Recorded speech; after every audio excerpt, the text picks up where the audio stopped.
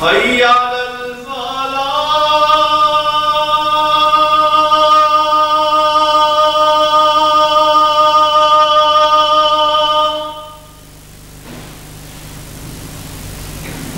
حي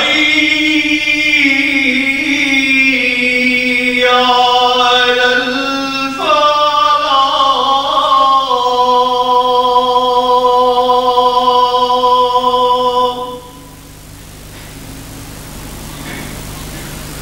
الله أكبر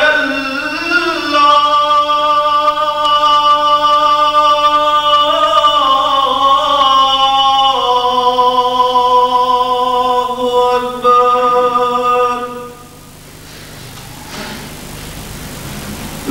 لا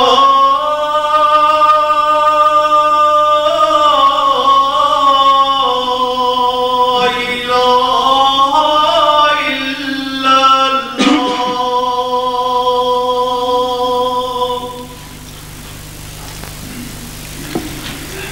أشهد أن لا إله إلا الله وحده لا شريك له وأشهد أن محمدا عبده ورسوله. أما بعد فأعوذ بالله من الشيطان الرجيم. بسم الله الرحمن الرحيم. الحمد لله رب العالمين الرحمن الرحيم مالك يوم الدين. إياك نعبد وإياك نستعين. اهدنا الصراط المستقيم صراط الذين أنعمت عليهم غير المغضوب عليهم ولا الضالين.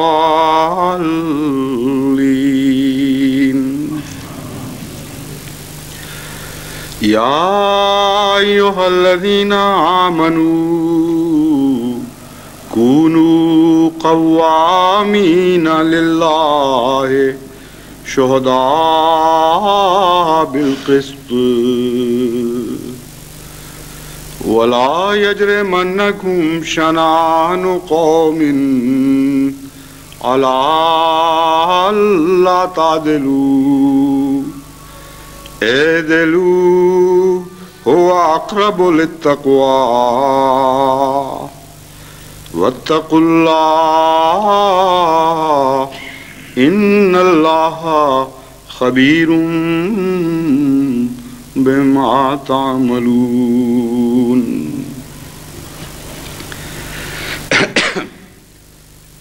ابھی چند دن پہلے اس عدالت کی طرف سے جسے شریعت کورٹ کا نام دیا گیا ہے حکومت پاکستان کی طرف سے، بعض احمدیوں کی طرف سے ایک پیش کردہ مقدمے کا فیصلہ سنایا گیا ہے.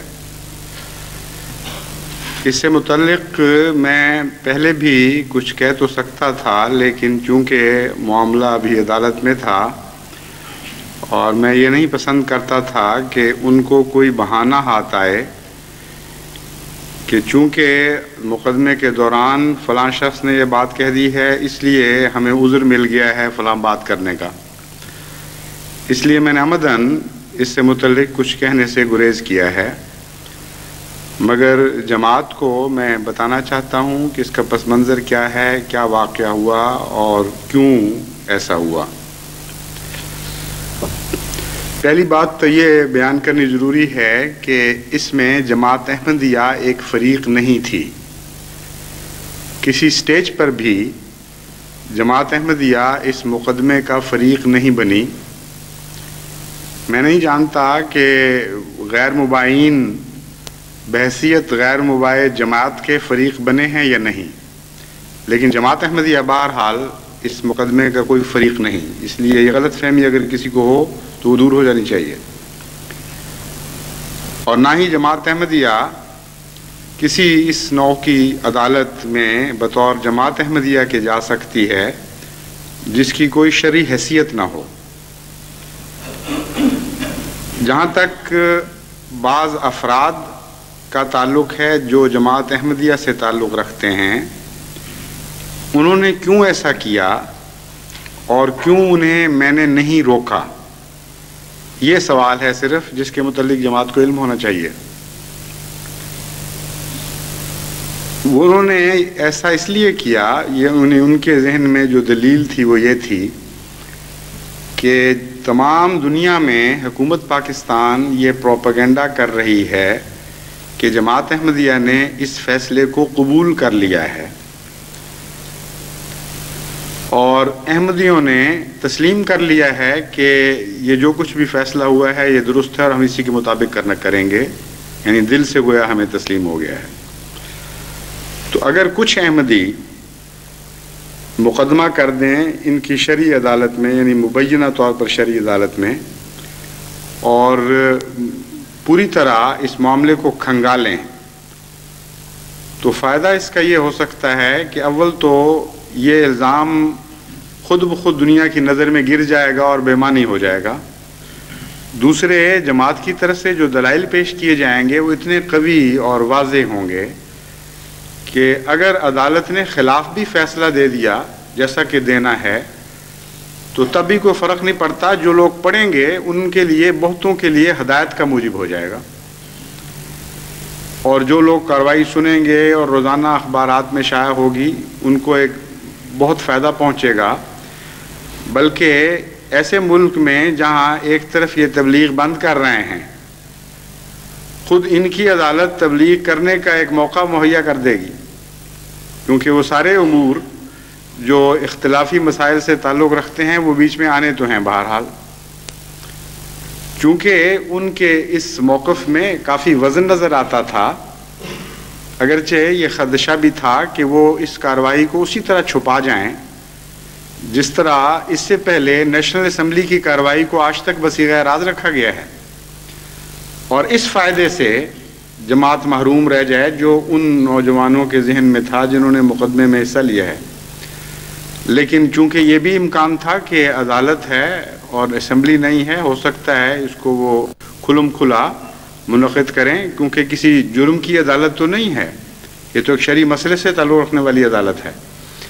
اس لیے کوئی بعید نہیں کہ یہ اسے کھلم کھلا لوگوں کے سامنے اس کارروائی کو چلائیں، اور اخباروں کو بھی اجازت ہو کہ وہ پوری کارروائی کو آگے چھاپنا شروع کر دیں.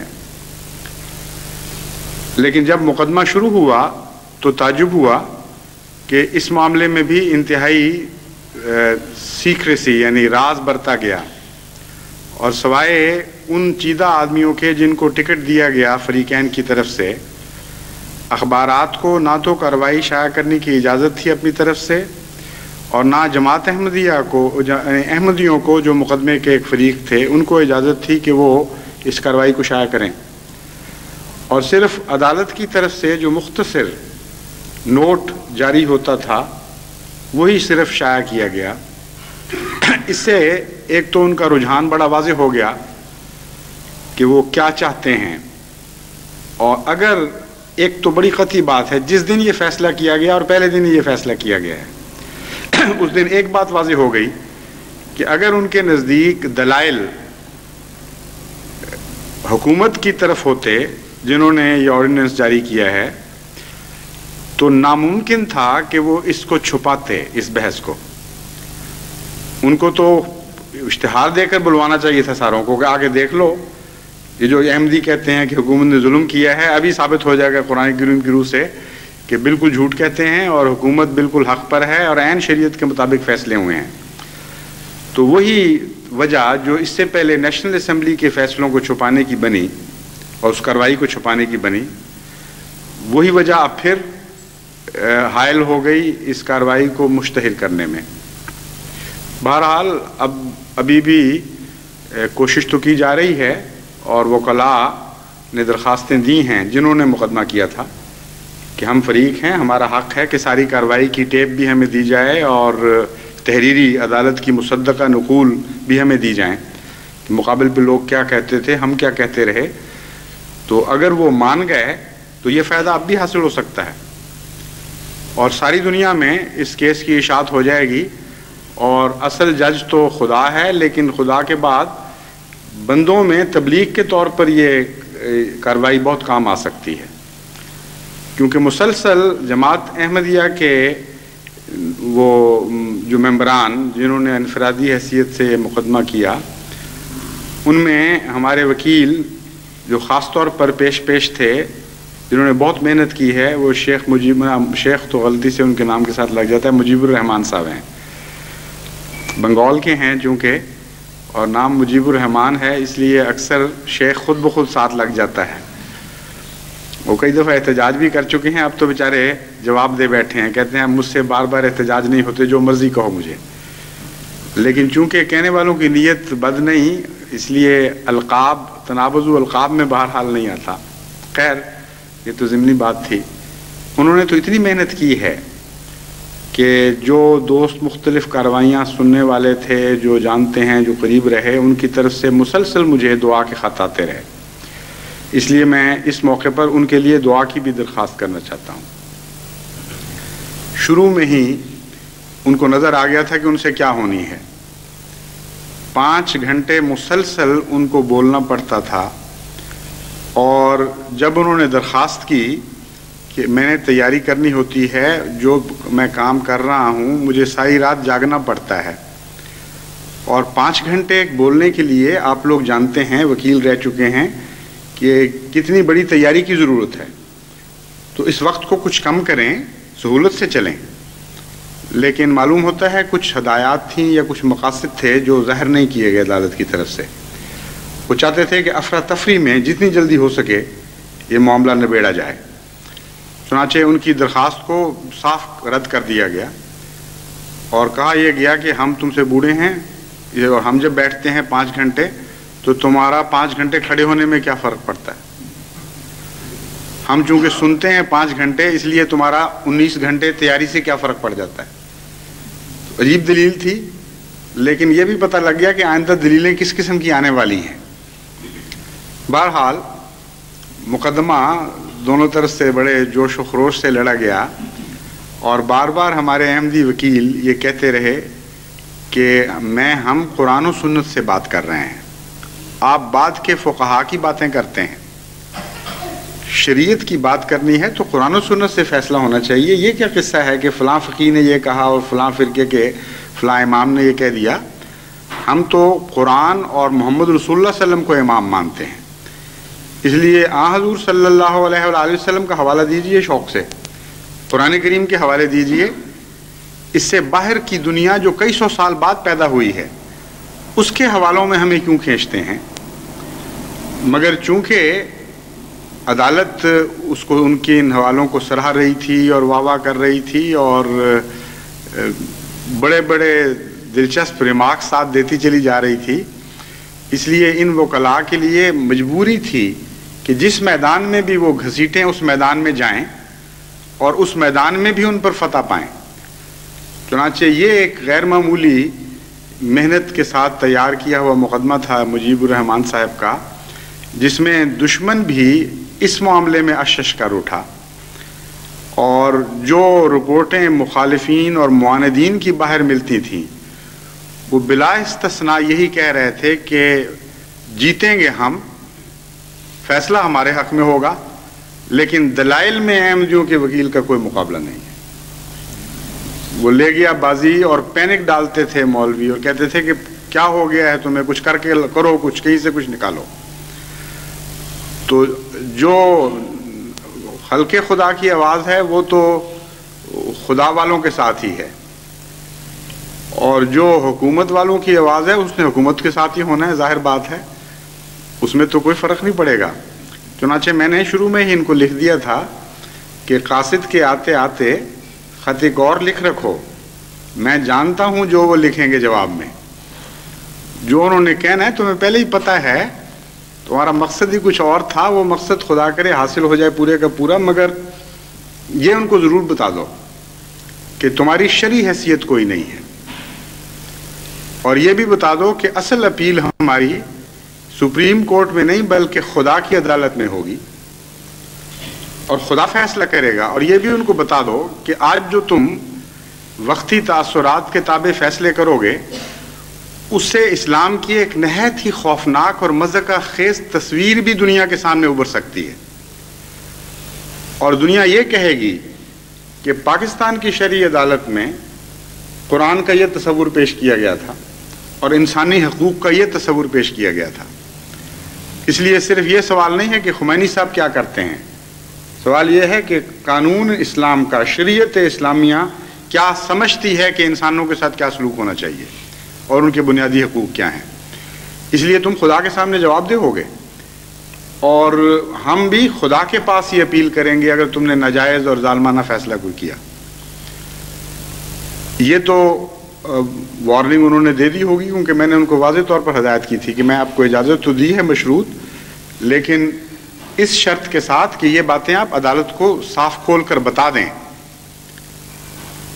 اور تفصیلی کارروائی کچھ آئی تو ہے میرے پاس جو انہوں نے اپنے یادداشت سے لکھی ہے ہمارے نمائندوں نے، وہ میں پڑھوں گا، امید ہے ضرور یہ بتا دیا ہوگا۔ بہرحال اب میں آپ کو بتانا چاہتا ہوں کہ کئی اس کے دلچسپ پہلو ہیں، چونکہ یہ معاملہ کئی جگہ زیر بحث آئے گا، کئی جگہ لوگ کہیں گے دیکھو جی شریعت کی عدالت نے فیصلہ دے دیا، اس لیے احمدیوں کے علم میں ہونا چاہیے، کچھ تو یہ پس منظر معلوم ہونا چاہیے کہ کیا کس حیثیت سے ان کے پاس گئے تھے، ان کو بتایا گیا تھا کہ تمہاری ہم کیا حیثیت سمجھتے ہیں اور مقصد کیا تھا۔ اور جہاں تک بنیادی بحث کا تعلق ہے وہ تو کوئی لمبی چوڑی بحث ہی نہیں ہے، بے وجہ چونکہ مخالف غلط میدانوں میں گھسیٹتا رہا، اس لیے ان لوگوں کو بھی مجبوراً وہاں جا کر بھی ان کو غلط ثابت کرنا پڑا، مگر جو بنیادی بحث ہے وہ زیادہ لمبی ہے ہی نہیں، وہ مختصر 2-3 امور سے تعلق رکھتی ہے، اور وہ احمدیوں کو اچھی طرح ذہن نشین کر لینے چاہیے۔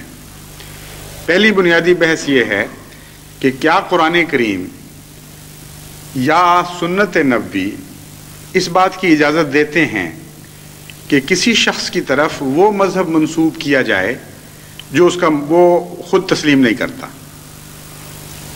مثلا کوئی شخص کہتا ہو میں مشرک نہیں ہوں، اور قرآن اجازت دے اور حضرت صلی اللہ علیہ وآلہ وسلم نے ایسا عمل کر کے دکھایا ہو کہ تم کہتے تو ہو کہ میں مشرک نہیں ہوں مگر تم ہو مشرک،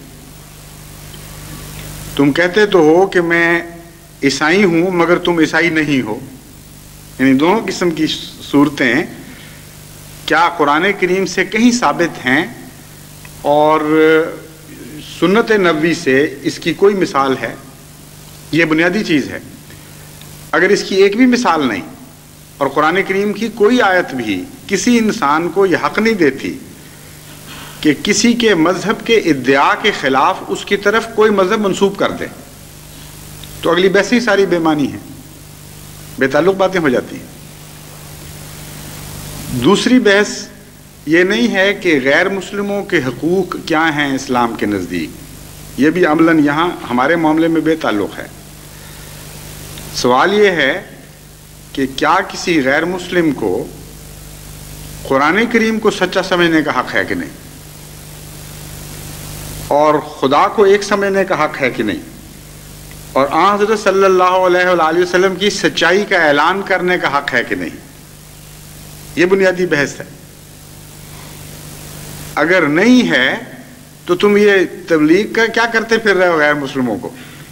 ان کو تو حق ہی نہیں ہے کہ اسلام کو سچا سمجھیں، اور اگر یہ حق ہے تو کیا اکٹھا حق ہے کہ ایک دم سارے اسلام کو سچا سمجھیں، یا یہ بھی حق ہے کہ جتنا سمجھ میں آتا جائے وہ مانتے چلے جائیں؟ اگر یہ حق نہیں ہے تو پھر یہ شکل بنے گی کہ اگر وہ بحث کے دوران یہ مان جائیں کہ خدا ایک ہے تو آپ کہیں گے نہیں ہرگز تمہیں یہ حق نہیں ہم دیتے کہ خدا کی عبادت کا اعلان کرو، کیونکہ تم نے باقی باتیں نہیں مانی۔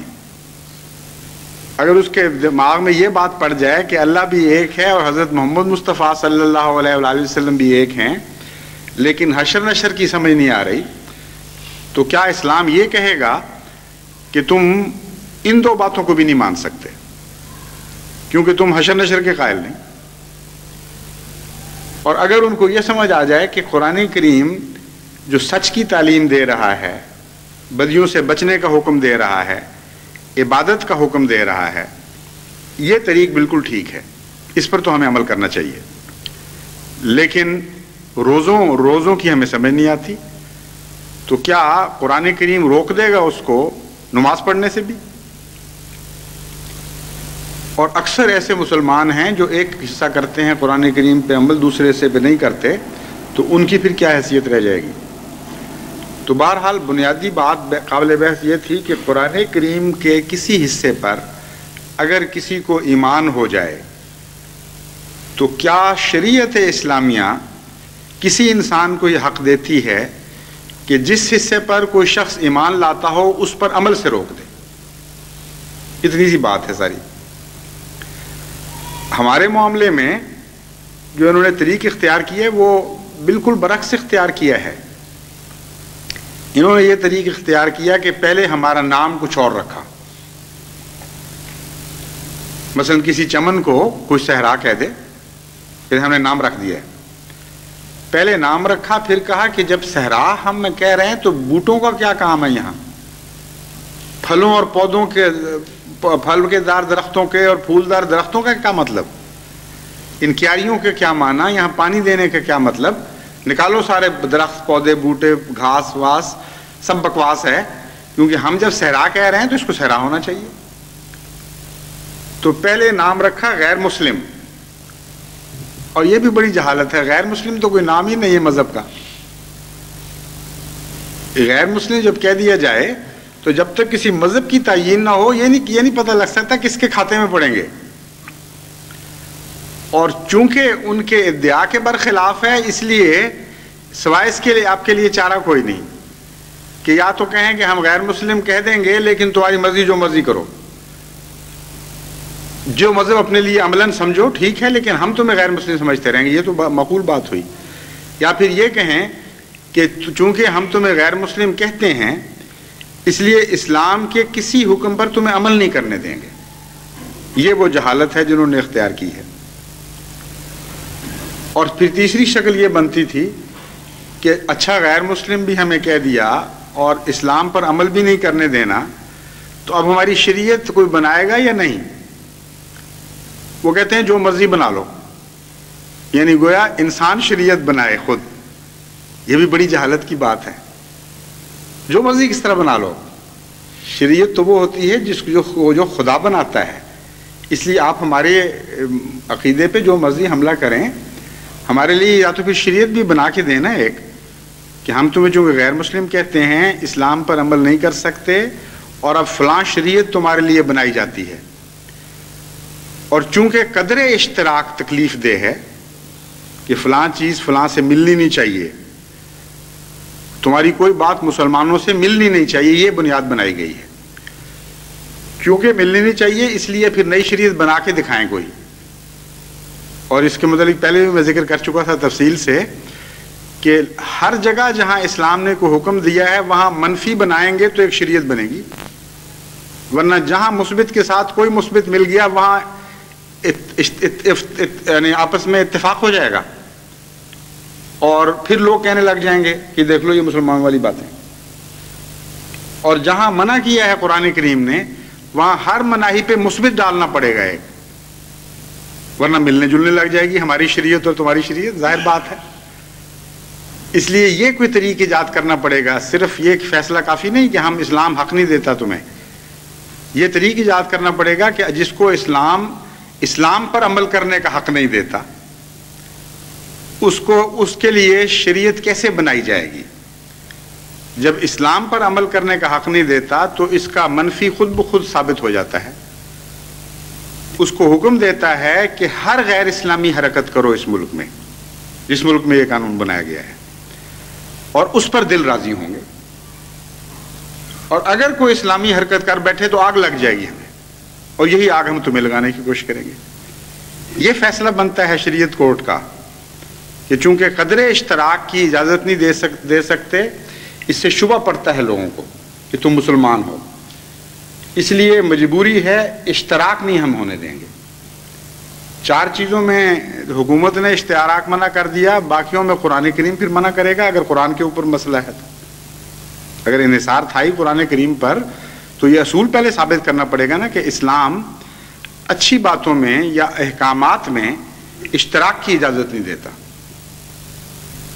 اصل بات یہ ہے، خلاصہ کلام یہ کہ ساری مصیبت ان کو اس بات پہ پڑی ہوئی ہے کہ مسلمانوں کو غیر مسلم کہہ بیٹھے ہیں، اور غیر مسلم کہنے کے بعد ان کے اطوار، ان کا اٹھنا بیٹھنا، ان کی عبادتیں، ان کا عمل قرآن کریم کے احکام پر مناہی سے رکنا، ان کو یہ نظر آنا شروع ہو گیا کہ یہ تو جن کو ہم مسلمان کہتے ہیں ان سے بھی بہتر ہیں اس معاملے میں. نمازیں یہ زیادہ پڑھتے ہیں، دیانتدار یہ زیادہ ہیں، رشوت یہ نہیں لیتے، ظلم سفاکی سے یہ کام نہیں لیتے، عدالتوں میں جھوٹ یہ نہیں بولتے. تو لوگ جب ہم سے پوچھیں گے کہ تم غیر مسلم کہہ رہے ہو، ان کا عمل مسلمان کہہ رہے ہیں اپنے آپ کو، تو ہم کیا جواب دیں گے؟ تو انہوں نے کہا بہت اچھا، پھر بنا کے دکھاتے ہیں غیر مسلم.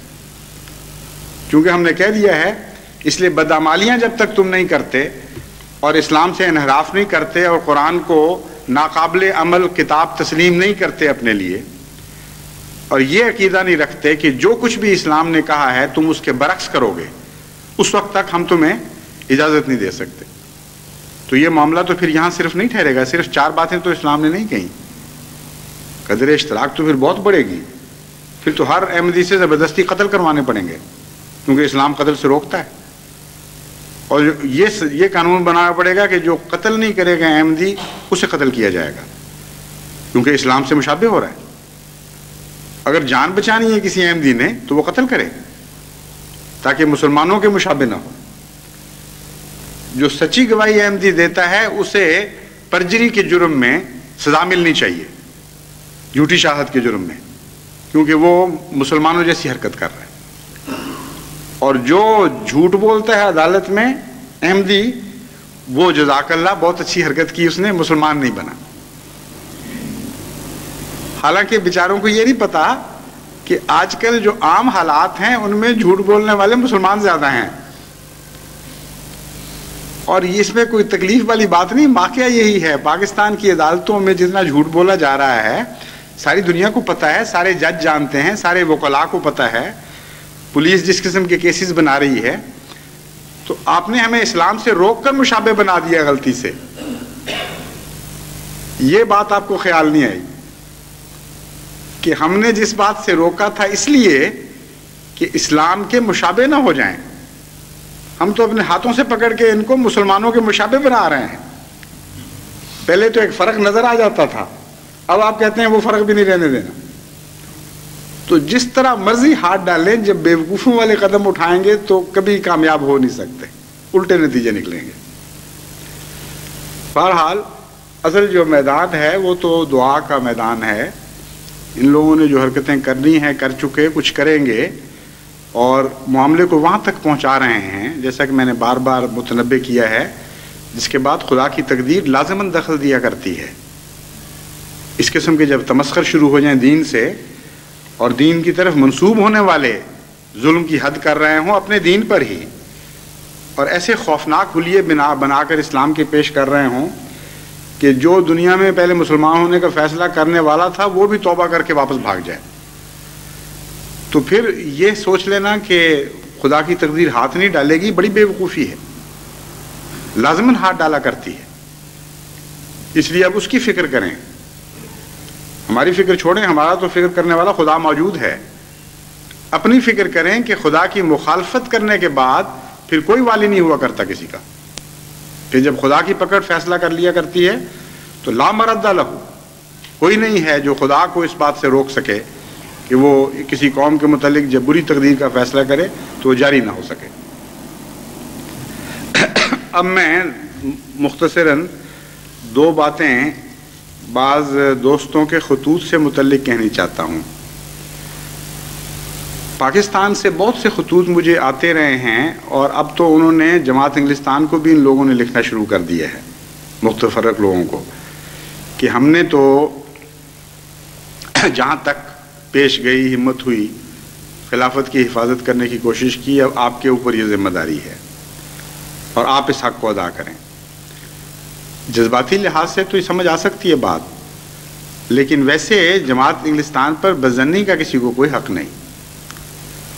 خلیفہ وقت جہاں بھی جاتا ہے وہ جماعت احمدیہ میں ہی جاتا ہے۔ آخر یہ کہہ لینا کہ پاکستان کے احمدیوں کو زیادہ خیال تھا اور یہاں کے احمدیوں کو کم ہے، یہ بالکل غلط بات ہے۔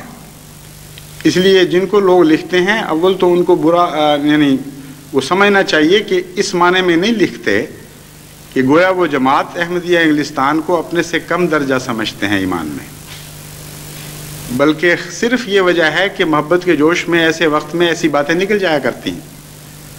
چنانچہ تاریخ اسلام سے پتہ چلتا ہے کہ جب حضرت صلی اللہ علیہ وآلہ وسلم پر خطرات آتے تھے تو صحابہ ایسی باتیں کیا کرتے تھے۔ بعض شہید ہوتے وقت، دم توڑتے وقت یہ آخری پیغام دے گئے۔ یہ مراد تو نہیں تھی کہ وہ یہ کہتے تھے کہ ہم تو زیادہ مخلص ہیں اور تم لوگ اس معاملے میں ہم سے پیچھے ہو، بلکہ اظہار محبت ہے، اس سے زیادہ اس کی کوئی حیثیت نہیں۔ لیکن اگر کسی کے دماغ میں باہر یہ وہم ہو سچ مچ کہ انگلستان کی جماعت اپنی ذمہ داریوں کو ادا نہیں کر رہی، تو میں یہ وہم دور کر دینا چاہتا ہوں، کیونکہ انگلستان کی جماعت اپنی توفیق سے اگر بڑھ کر نہیں تو توفیق کے کناروں تک اپنے فرائض کو ادا کر رہی ہے۔ اتنی بڑی ذمہ داریاں قبول کی ہیں اور اس محبت اور شوق اور اخلاص سے کہ بعض لوگوں نے تو دن رات اپنا ایک کیا ہوا ہے اور سمجھ نہیں آتی کہ ان کو اپنے ذاتی کاموں کے لیے وقت کہاں سے ملتا ہوگا۔ ایک نوجوان کو میں نے پیچھے زبردستی اٹھا کے یہاں سے مجلس عرفان سے بھجوایا تھا کہ اس کی بچی کی حالت زیادہ خراب تھی۔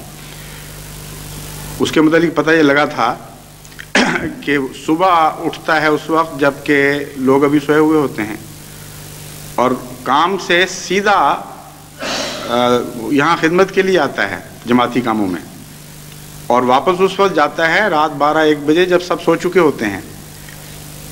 تو مدت سے پتہ ہی نہیں کہ وہ کیا کر رہا ہے اور کہاں رہتا ہے۔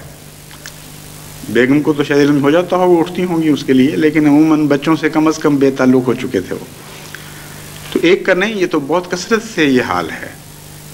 اور میں نے حساب لگا کے دیکھا تو جو آدمی، جو خدام اور انصار اور مستورات اس وقت غیر معمولی ہنگامی حالات کے پیش نظر خدمت کا کام کر رہے ہیں، ان کے وقت کی اگر دنیا کی نظر سے قیمت لگائی جائے تو کم از کم 2.5-3 لاکھ پاؤنڈ سالانہ کا وقت ہے جو جماعت احمدیہ انگلستان قربان کر رہی ہے۔ اب آپ یہ دیکھ لیجئے کہ ساری ڈاک جو پرائیویٹ سیکٹر کی ہوتی تھی وہ جماعت نہیں سنبھالی ہوئی ہے اور نہایت عمدگی سے سنبھالی ہوئی ہے۔ اس طرح حفاظت کی ساری ذمہ داری صرف ایک افسر حفاظت ہے، باقی وہاں تو ایک بڑی تعداد تھی اور بہت سے کام ہیں۔ کھانا خود پکانے والے ہیں، وہاں تو لنگر موجود تھا اور یہاں پکانے والے بھی خود پکاتے ہیں، اور کئی نمونے ہیں اس کثرت سے۔ مستورات نے بھی بڑی خدمت کی ہے اور کر رہی ہیں، کہہ کے بعض کام اپنے ذمہ لیے ہیں۔ تو تمام جماعت کی مرکزی ذمہ داریاں جو خلافت کے ساتھ ساتھ پھرتی رہتی ہیں، وہ ساری بڑے شوق سے جماعت نے سنبھالی ہیں۔ اس لیے اظہار محبت کے رنگ میں آپ جو مرضی لکھ دیں، مجھے اس پہ اعتراض نہیں، لیکن بدظنی نہ کریں۔ میں باہر کے احمدیوں کو پیغام دیتا ہوں، بلکہ ان کا حق اور فرض ہے کہ دعائیں کریں ایسی جماعت کے لیے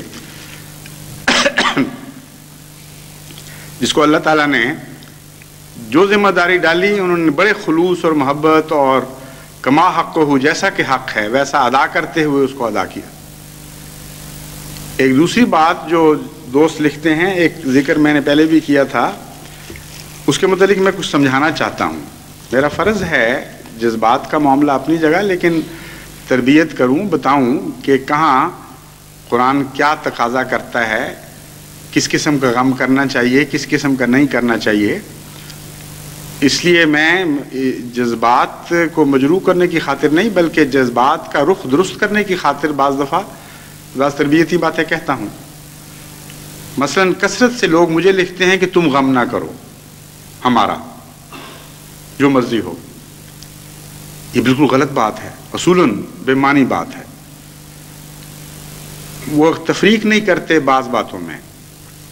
قرآن کریم جب یہ فرماتا ہے کہ تتنزل علیہم الملائکۃ الا تخافوا ولا تحزنوا، کہ فرشتے نازل ہوتے ہیں ان پر اور کہتے ہیں غم نہ کرو، تو اس کا وہ مطلب نہیں سمجھتے. اس سے یہ مراد ہرگز نہیں ہے کہ دین کا غم نہ کرو. اگر یہ مطلب لیا جائے کہ دین کا غم نہ کرو اور اپنے مسلمان بھائیوں کا غم نہ کرو، تو پھر حضرت صلی اللہ علیہ وآلہ وسلم کو تو غم ہونا ہی نہیں چاہیے تھا. ذاتی غم تھا کوئی نہیں، پرواہی کوئی نہیں تھی دنیا کی. ادھر سے دنیا آئی اس طرف پھینک دی، نہ کوئی تعلق، بے تعلق تھے دنیا سے کلیتاً. اتنا ہی تعلق تھا جتنا خدا کہہ کے رکھواتا تھا. اور دین کا اگر یہ ترجمہ کیا جائے لا تحزنوا، کہ فرشتے نازل ہو رہے تھے اور کہتے تھے غم نہ کرو، تو پھر رسول کریم صلی اللہ علیہ وسلم کیوں غم کو لگائے بیٹھے تھے سینے سے؟ وہاں اور مراد ہے لا تحزنوا سے. لکہ لا تحزنوا علی ما فاتکم، یہ معنی ہے کہ اس چیز کا غم نہ کرو جو خدا کی راہ میں تم سے کھوئی گئی ہے. خدا کثرت سے دے گا، اور ویسے بھی جب خدا کی خاطر تم نے کھوئی ہے تو اس میں غم کا کیا سوال ہے؟ محبوب کی محبت تم نے جیت لی، ایک وقت میں تم دونوں باتیں کس طرح حاصل کرنا چاہتے ہو؟ اگر قربانی کی کوئی روح تھی، کوئی مقصد تھا، کوئی اعلیٰ ہستی تھی جس کا پیار حاصل کرنا تھا، تو اول تو وہی بات ختم ہو جانی چاہیے کہ جب خدا کی خاطر کھوئی تو بات ختم ہو گئی. دوسرے ایک اور وجہ بھی ہے کہ خدا تو واپس کر دیا کرتا ہے، بڑھا کے واپس کیا کرتا ہے. تو ایسی صورت میں غم کرنا نہایت ہی بڑی بے وقوفی ہے. یہ مضمون ہے جو قرآن کریم بار بار سمجھاتا ہے لا تحزنوا کے معنوں میں. دین کا غم نہ کرنا تو سوال ہی نہیں پیدا ہوتا. اور جہاں حضرت صلی اللہ علیہ وآلہ وسلم کو ایک موقع پر منع فرمایا گیا ہے کہ تو غیر ان کے غم میں اپنے آپ کو ہلاک نہ کر جو انکار کرتے ہیں، وہاں بھی دراصل فاتکم کا مضمون ہے. مسلمانوں کے غم سے کہیں نہیں روکا. بالمومنین رؤوف الرحیم بتایا ہے، بے انتہا درد رکھنے والا، بے انتہا نرم مومنوں کے لیے. جہاں منع کیا ہے وہاں یہ کہ وہ لوگ جو ضائع ہو گئے ہیں، جو مسلمان نہیں ہو سکے اور خدا کی نظر میں ضائع ہو گئے اور کھوئے گئے، ان کا غم نہ کرو. یہ بالکل اس آیت کے مطابق ہے، لکہ لا تحزنوا، یعنی تم تاکہ غم نہ کرو اس چیز کا ما فاتکم جو تم سے کھوئی گئی. تو قرآن کریم کنسسٹنٹ ہے، اس میں کوئی تضاد نہیں ہے. اور حضرت صلی اللہ علیہ وآلہ وسلم کو اللہ تعالیٰ نے سمجھایا کہ جو لوگ ضائع ہو گئے ہیں ان کا غم نہ کرو. اور حضور صلی اللہ علیہ وآلہ وسلم کا دل اس معاملے میں اتنا نرم تھا کہ بعض باتوں میں نہ کر سکنا نافرمانی نہیں ہوتی بلکہ ایک بے اختیاری ہوتی ہے. خدا نے فرمایا رسول اکرم صلی اللہ علیہ وسلم لازماً رکے ہوں گے اور پوری باغیں ڈال دی ہوں گی اپنے جذبات پر، لیکن جو دل نرم ہو وہ بہرحال کرتا تو رہتا ہے. بہرحال یہ تو ہو ہی نہیں سکتا، جو طاقت میں نہیں ہے انسان کے وہ کر سکے. حضرت مسیح موعود علیہ الصلوۃ والسلام کے اشعار پڑھیں، ایسے ایسے دردناک مناظر ملتے ہیں کہ کیا میرے دلدار تو آئے گا مر جانے کے دن، شور کیسا ہے تیرے کوچے میں لے جلدی خبر، خون نہ ہو جائے کسی دیوانہ مجنوں وار کا. پڑھیں تو صحیح حضرت مسیح موعود علیہ الصلوۃ والسلام کا کلام. کس صحابی نے آپ کو لکھا تھا کہ غم نہ کرو؟ ایک بھی واقعہ نہیں ملتا. اس لیے نہ میں آپ کو کہتا ہوں غم نہ کریں، نہ آپ مجھے کہیں. اور ویسے بھی بے وقوفی ہے اس موقع پر غم نہ کرنے کا مشورہ دینا، کیونکہ غم تو آج کل ہمارے لیے ایک دولت ہے، خزانہ ہے. غم کی طاقت سے تو ہم نے یہ میدان جیتنے ہیں. غم کیا چیز ہے؟ غم وہ جذبہ ہے جو مومن کو خدا کی طرف مائل کرتا ہے اور بڑے درد سے دعائیں اٹھتی ہیں اس کے نتیجے میں. تو غم کے بغیر دعا کیسے کروں گا؟ پھر آپ یہ بھی ساتھ کہیں گے دعا بھی چھوڑ دو. سوکھے منہ کی دعائیں بھی کوئی حقیقت رکھتی ہیں؟ بےمانی چیزیں ہیں. اس لیے نہ میں نے آپ کو غم سے روکا، بلکہ یہ کہا کہ جب تک خدا کی تقدیر اترتی نہیں ہے خوشخبریاں لے کر، اور یہ آپ کو نہیں کہتی ظاہر ہو کر کہ اب غم نہ کرو، اس وقت تک غم کو نہیں بھلانا آپ نے، کیونکہ یہ آپ کا خزانہ ہے، یہ آپ کے لیے نعمت ہے. غم ہوگا تو دعائیں کریں گے، غم نہیں ہوگا تو دعائیں کس طرح کریں گے آپ؟ ہاں، اسلام ہر بات کی تربیت کرتا ہے، اس سے لگامیں دیتا ہے، اسے سلیقے کے ساتھ معین راہوں پر ڈالتا ہے. یہ فرماتا ہے کہ غم لے کر دنیا کے سامنے نہ پھرو جھولیاں لے کر. یہ فرماتا ہے کہ اپنے غم کو خدا کے حضور گریہ اوزاری میں لگا دو، تاکہ ایک ایک ذرہ غم کا کام آ جائے تمہارے، ضائع کچھ نہ ہو. یہ بات تو درست ہے. دوسرا، ایک اور غم کا بہت بڑا فائدہ یہ ہے کہ غم کے نتیجے میں جو لوگ سمجھتے ہیں کہ صحت خراب ہو جاتی ہے، بالکل غلط ہے. یہ تجزیہ بھی میں آپ کے سامنے رکھ دینا چاہتا ہوں، کیونکہ بعض لوگ جو ہوجے لکھتے ہیں وہ ساتھ وجہ بھی بتا دیتے ہیں. وہ کہتے ہیں ہمیں فکر ہے کہ تمہاری صحت گر جائے گی، حالانکہ میری صحت تو پہلے سے اچھی ہو گئی ہے اللہ کے فضل سے، اور زیادہ قوت پاتا ہوں میں اپنے اندر مقابلے کی. اس لیے یہ تو وہم ہے آپ کا کہ میری صحت گر گئی ہے. غم سے صحت نہیں گرا کرتی، یہ میں آپ کو بتاتا ہوں. آپ حیران ہوں گے کہ یہ کیسی بات کر رہا ہے، مگر میں تجزیہ کر کے بتاؤں گا آپ کو. دو قسم کے غم ہوتے ہیں. ایک غم وہ ہوتا ہے جو مایوسی کے نتیجے میں پیدا ہوتا ہے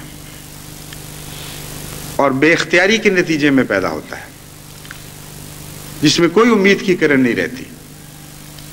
وہ ما فاتکم والا غم ہی ہے اصل میں.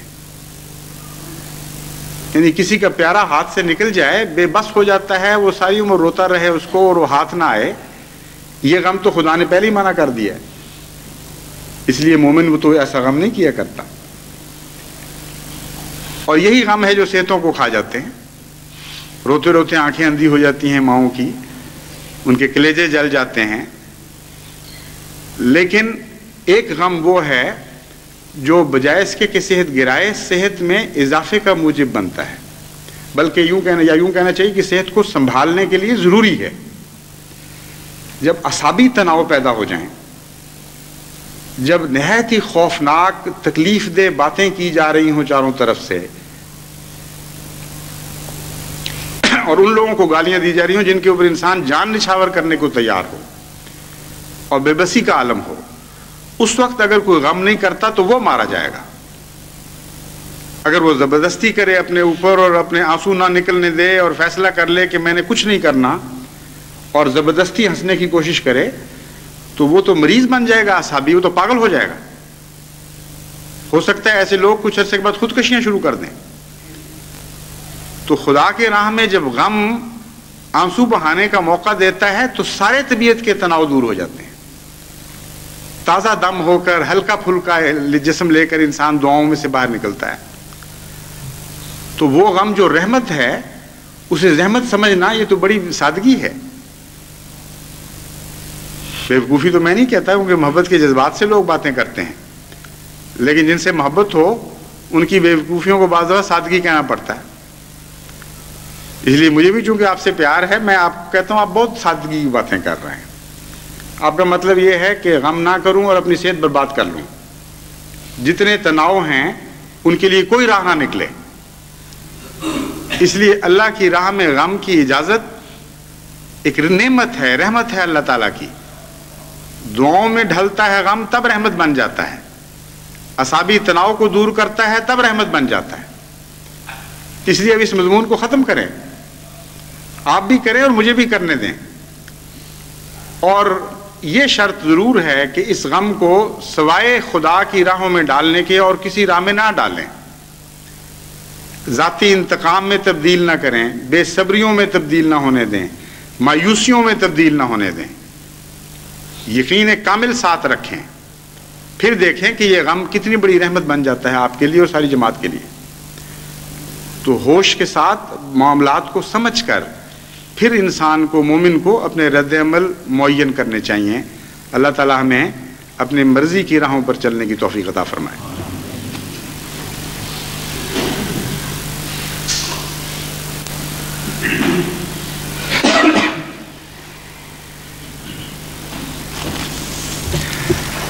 الحمدللہ نحمدہ ونستعینہ ونستغفرہ